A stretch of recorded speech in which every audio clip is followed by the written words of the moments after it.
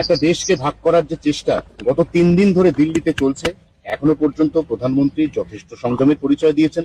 আমরা প্রত্যেকে দেখেছি পাকিস্তান বা ইন্দোনেশিয়াতে কিভাবে ছাত্র আন্দোলন দমন করা হয়েছে, রাস্তায় লাশ বিছানো ছিল একটা দেড়শো।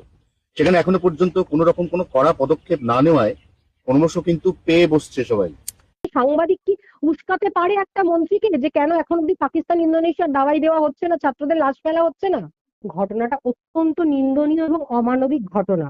যারা কথায় কথায় দেশদ্রোহী খুঁজে বেড়াচ্ছে ছাত্রদের মধ্যে, দেশে কোনো আন্দোলন হলে কোনো কিছু হলে আজকে তাদেরকে দাওয়াই দেওয়ার জন্য এরা পাকিস্তান ইন্দোনেশিয়ার কথা বলছে। আজকে যদি পাকিস্তান ইন্দোনেশিয়ার উদাহরণ দেওয়া হয় তাহলে তো আমাদের দেশের স্বাধীনতা আন্দোলনে যেসব সংগ্রামীরা শহীদ হয়েছে তাদেরকে অপমান করা হলো।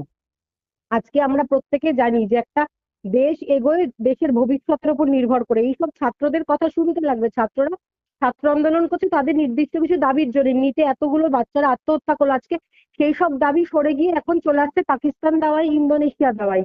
একটা সাংবাদিক পেশা আমরা জানি গণতন্ত্রের চতুর্থ স্তম্ভ। তার কাজ সত্যি ঘটনা সামনে তুলে আনা, তার কাজ মন্ত্রীকে উস্কানো নয় যে কেন পাকিস্তান ইন্দোনেশিয়ার মতো ছাত্র লাশ পড়ে গেছে সেটা আমাদের দেশে হচ্ছে না।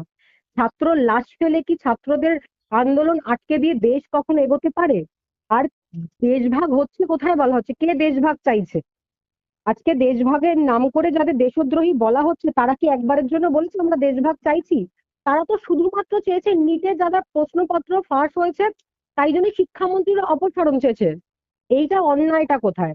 আজকে 2026-এর 4th মের আগে আমাদের রাজ্যে যখন তৃণমূলের শাসক ছিল তখন শিক্ষা ব্যবস্থা একেবারে মানে তলানিতে চলে গেছে বলে বিজেপিরাই আন্দোলন করেছে। তাহলে তাদের সেই আন্দোলনটা কি ছিল? দেশকে ভালোবাসার জন্য সরকার বা কোনো রাজনৈতিক দলকে না, ভালোবাসার সেখানে তো দরকার পড়ে না। বিজেপির যে আন্দোলনের কথা আপনি বলছেন, সেখানে তো সাংবাদিকদেরকে মেরে হসপিটালে পাঠিয়ে দেওয়া হয়নি। সাংবাদিকদের যারা মেরেছে ঘটনা অত্যন্ত খারাপ ঘটনা, সেটা আমরা কেউ সমর্থন করছি না। কিন্তু এই যে ভিডিওটা আমি পোস্ট করেছি সেখানে একজন সাংবাদিক কি উস্কাতে পারে একটা মন্ত্রীকে যে কেন এখন অব্দি পাকিস্তান ইন্দোনেশিয়ার দাওয়াই দেওয়া হচ্ছে না, ছাত্রদের লাশ ফেলা হচ্ছে না?